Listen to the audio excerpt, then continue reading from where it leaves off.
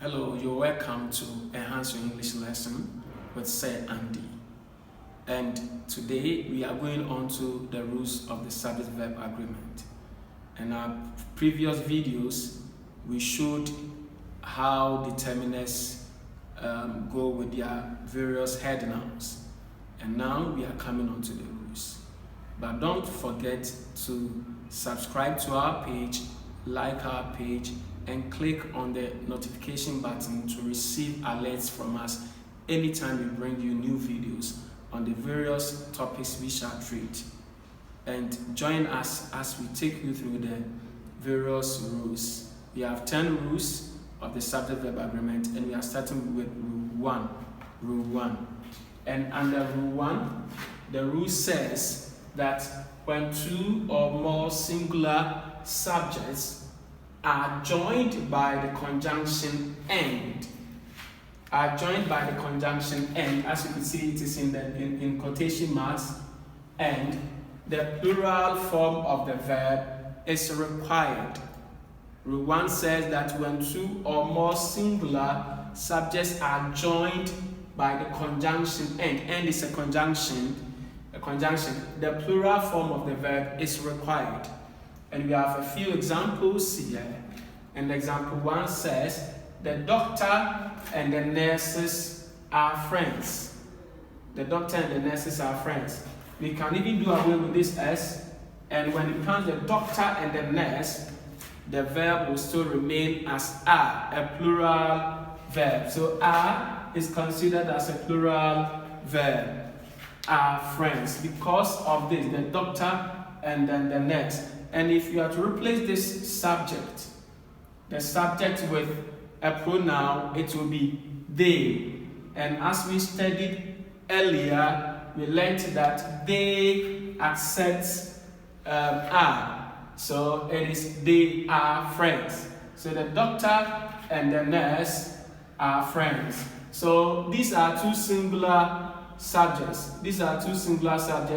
And then they are joined together by the conjunction and therefore the appropriate verb must be are, right? Let's take a look at the second example. Kelvin and Richard sing nicely.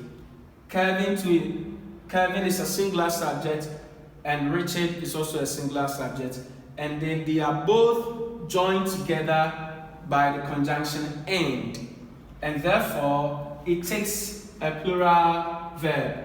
This base forms of verbs or bare verbs could be also be considered as plural verbs. That is how some people say it. Actually, I don't prefer the use of plural verbs. I prefer the use of bare verbs or base forms of verbs.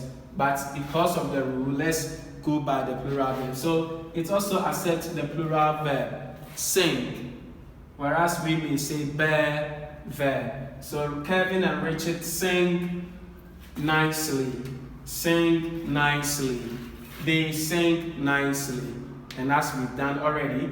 And then we have the dog and the cat eat together. The dog and the cat, two singular subjects joined by the conjunction and it takes the plural verb eat together. Right? We've already explained that, and then there is no need for us to stress that. And we have the student and the teacher don't see eye to eye with each other. The student and the teacher don't see eye to eye with each other. To see eye to eye means they do not agree, right? So the student and the teacher, go with don't or do, right?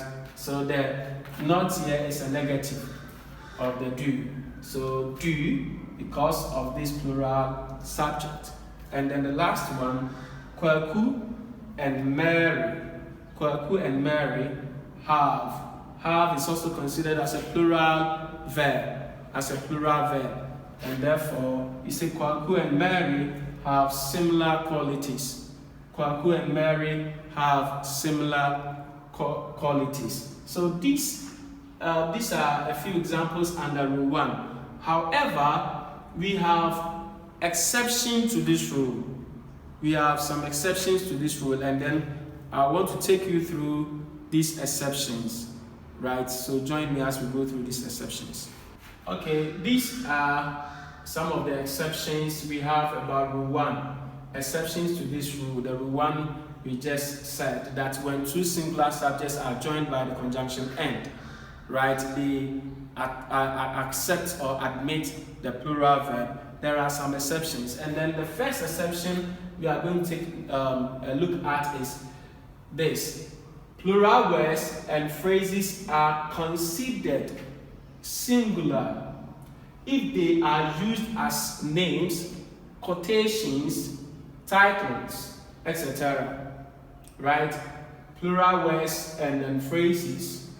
If we have, singular subjects which are joined by the conjunction and, but they are used as titles, quotations, and all that, then what we say is they admit a singular subject. So that is what the rule is saying. Plural words and phrases are considered singular if they are used as names, quotations, titles, right, and so on and so forth. So let's take a look at these 3 examples. We have Romeo and Juliet.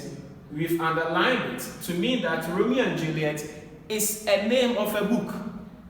As a teacher who teaches literature as well, we know that anytime you write a title of a book, that title must be underlined, or italicized.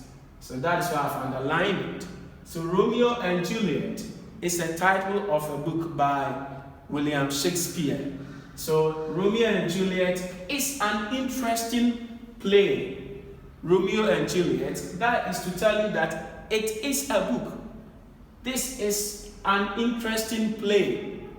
So there's no need for you to say Romeo and Juliet are. No, because it is used as a title.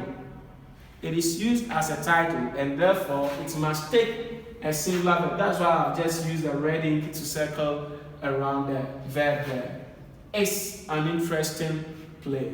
Now let's take a look at the Sons and Lovers. Sons and Lovers is also a name of a book. Sons and Lovers is a good novel.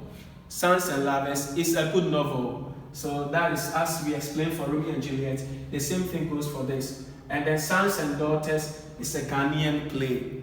Sons and Daughters is a Ghanaian play. So you can see that these have the conjunction and, joining two singular subjects, but because they are used as titles, they must admit singular, verbs. They must admit singular verbs, and that is what this exception also says. Let's take a look at the second exception. And what does the second exception also say? It says that when each of the singular subjects is considered individually, the singular form of the verb is used. When each of the singular subjects is considered individually, the singular form of the verb is used. This is when the head noun is preceded by each and every. The head noun is preceded by each and every, right? So anytime you are preceding, precede means to begin, right? When something comes before another thing, then we say precede, right? And proceed is to come after, precede is to come before. So the each and every is coming before a head noun. Then it means that those head nouns which are joined by the conjunction and are considered individually, and therefore we must use a singular verb for it. And as we have some examples here, each student and worker. In this case, we are dealing with the individual, personalities in the subjects. This each student and worker, and the concentration is on each. So these are considered individually. And the rule says, anytime such structure has each coming before it, and each is preceding these head nouns, the verb must be singular. The verb must be singular, and that is why the verb is has. each student and worker has a copy. Each student and worker has a copy. The second example is each boy and girl is separately accommodated. Each boy and girl. So we are talking about individual categories in the head nouns. Each boy and girl is separately accommodated.